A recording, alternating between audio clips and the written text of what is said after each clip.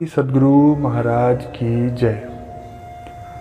संवेद समादरणीय सज्जन वृंद, आदरणीय माताओं एवं भक्तिमती बहनों, आप लोगों ने अभी संत कबीर साहब की वाणी सुनी।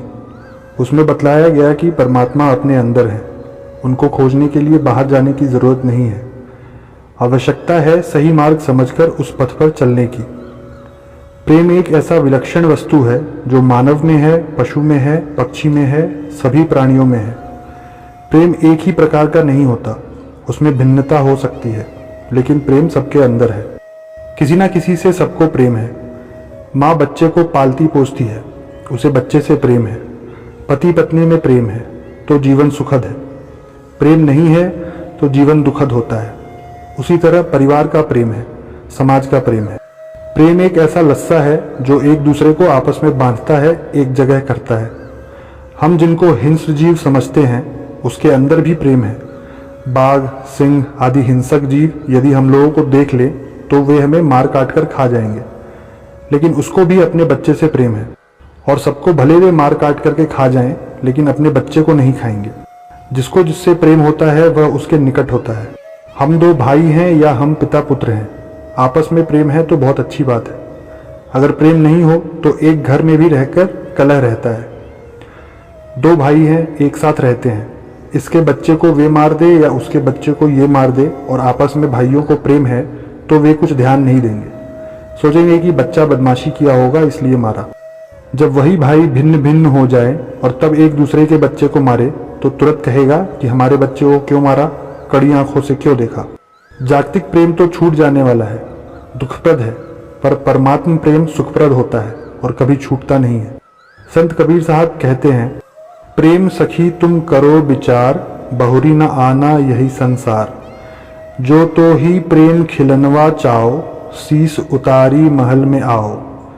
प्रेम खिलनवा यही सुभाव, तू चली आओ कि मोही बुलाओ। प्रेम खिलनवा यही बिसेख, मैं तो ही देखूं तू मोही देख। खेलत प्रेम बहुत पचिहारी, जो खेली है सो जग से न्यारी।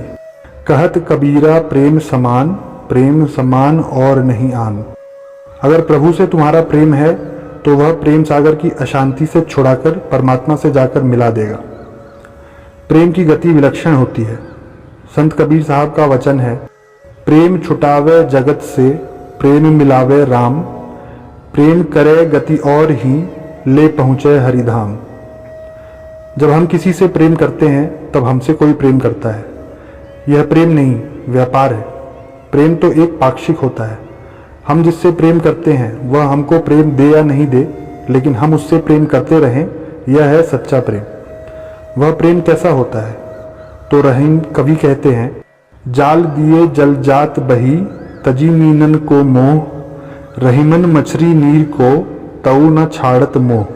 मछली का प्रेम पानी से इतना होता है कि पानी के बिना मछली जी नहीं सकती है। धीवर जल में जाल फेंकता है, जाल में छेद रहते हैं, उन छेदों से होकर जल तो निकल जाता है, लेकिन मछली जाल में फंस जाती है। उस मछली को जाल से निकालकर धीवर जमीन पर ले जाता है। अब पानी से दूर हो जाने के कारण मछली छटपटाने लगती है।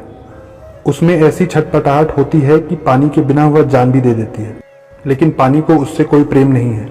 पतंग को प्रकाश से प्रेम है, वह प्रकाश से मिलने के लिए जाता है, परिणामतः जलकर भस्म हो जाता है।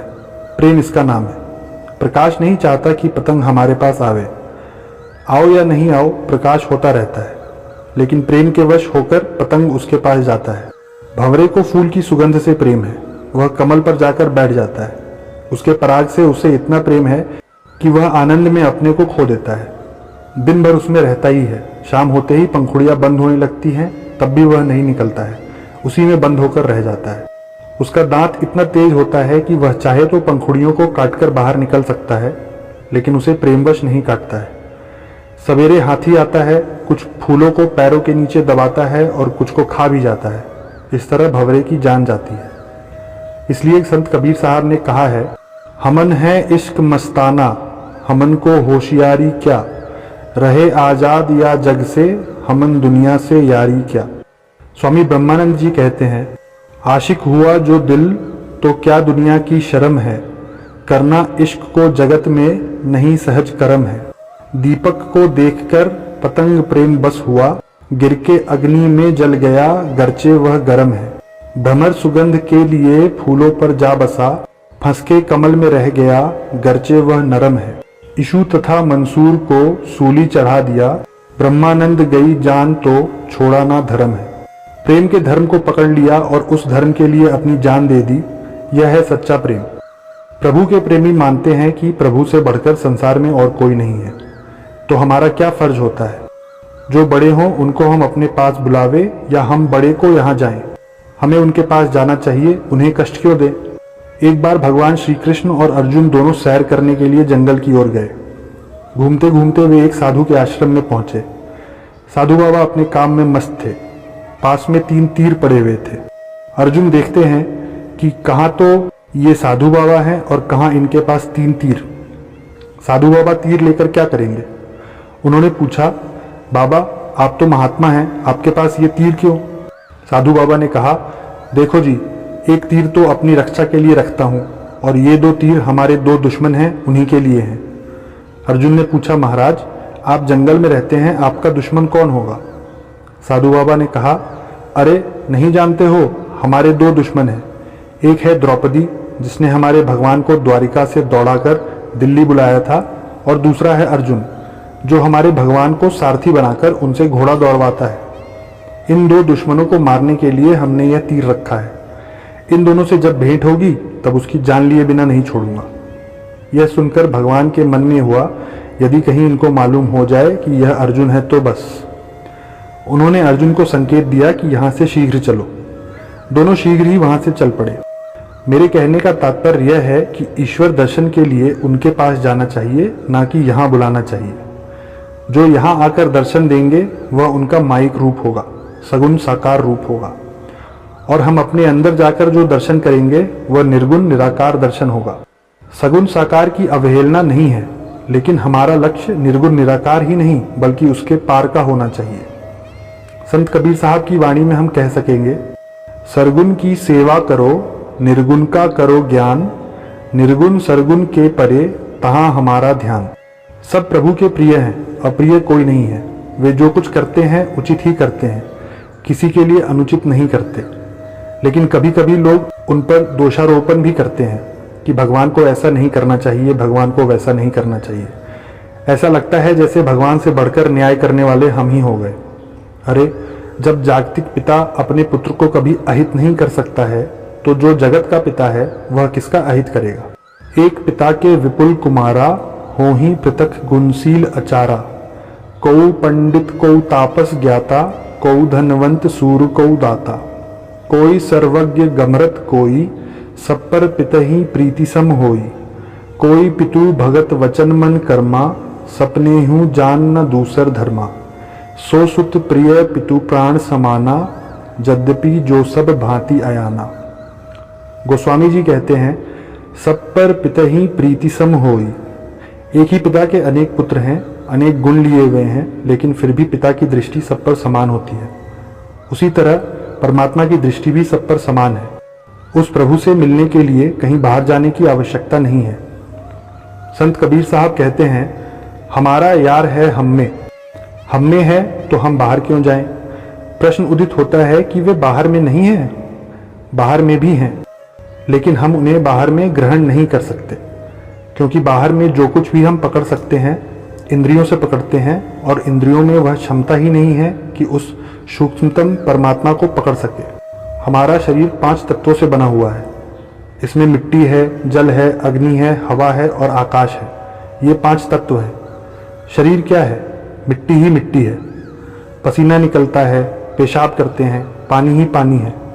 शरीर स्पर्श करते हैं तो गर्म मालूम होता है, वह अग्नि तत्व है।